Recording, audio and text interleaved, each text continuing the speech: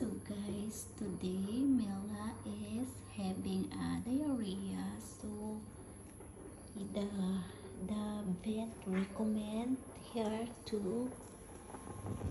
eat boiled chicken. So nagluto po ako ng chicken para kay Mela hanggang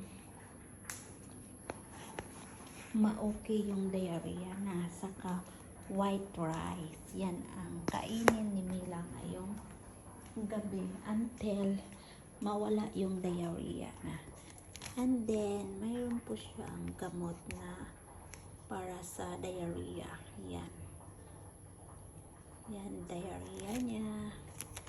And then ito yung parang yogurt na para sa antibacteria.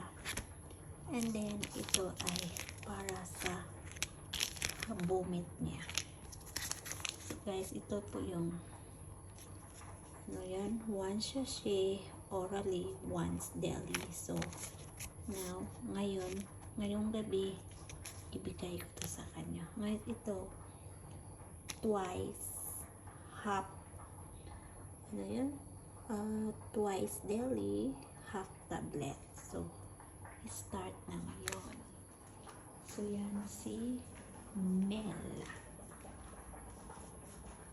Iinom na siya ng kanyang gamot.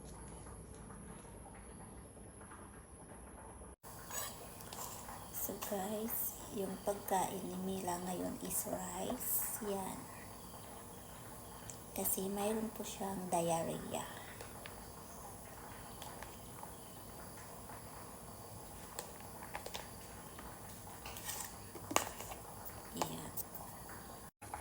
Tapos ito yung manok na iulam ni Mela.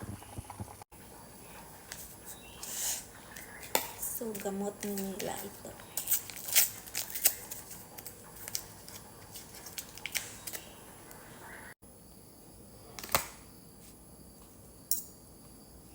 Pagkain to ng aso guys, pero tikman natin.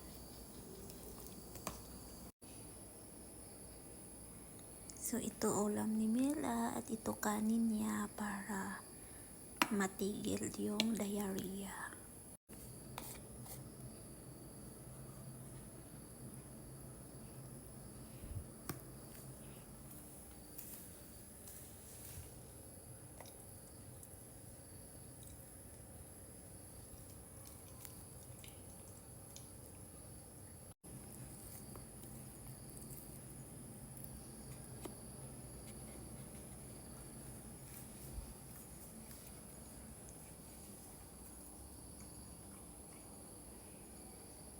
She don't like to eat. See, for now, Mela food is rice.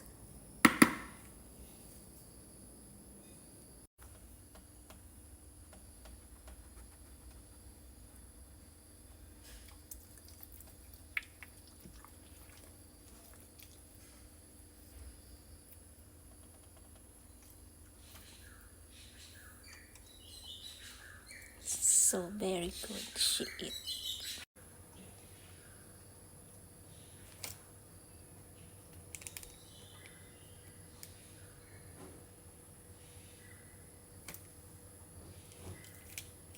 This is for vomit.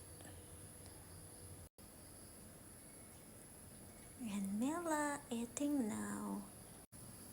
Hopefully in 2 days or 1 day she be okay. Thank you for watching.